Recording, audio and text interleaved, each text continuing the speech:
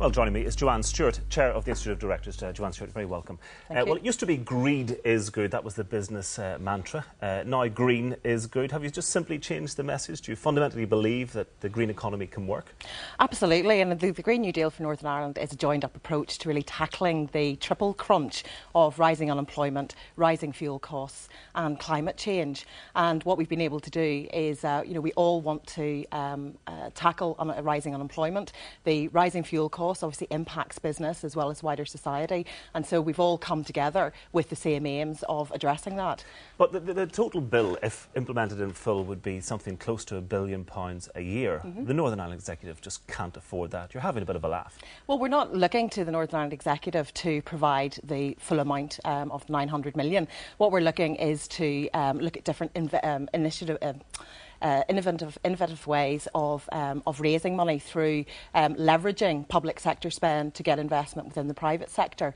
If we're able to get buy-in and leadership on the Green New Deal, then private sector see that there are opportunities there are opportunities for investing, and they will put the investment in, they will develop the skills. We're also looking at different ways of raising money through bonds, for example, and looking at the wider society.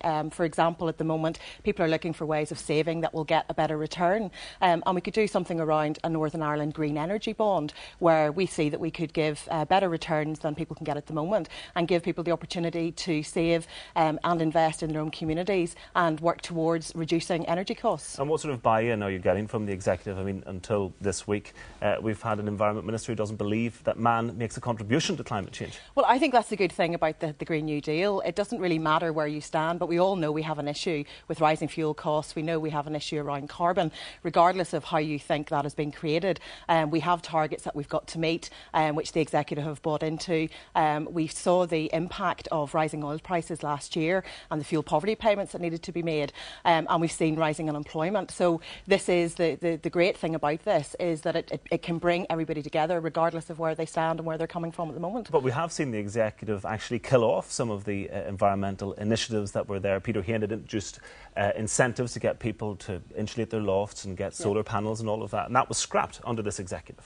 And this is something that we're calling for. I think we need to see leadership from the Executive and a policy framework that will help us to move this forward. I think what we've shown, as you've said, we've got business, we've got farmers, we've got trade unions, we've got voluntary organisations, environmental organisations who have all come together behind the Green New Deal. And we've not always been on the same page, but we've been able to come together and believe in this.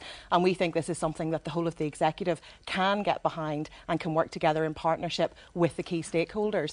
And it's just a matter of really thinking about how we spend our money, and if we can agree on this vision, then we have to ensure that all of our decisions, all of our priorities are based on taking this forward. Joanne Stewart, many thanks indeed. Thank you.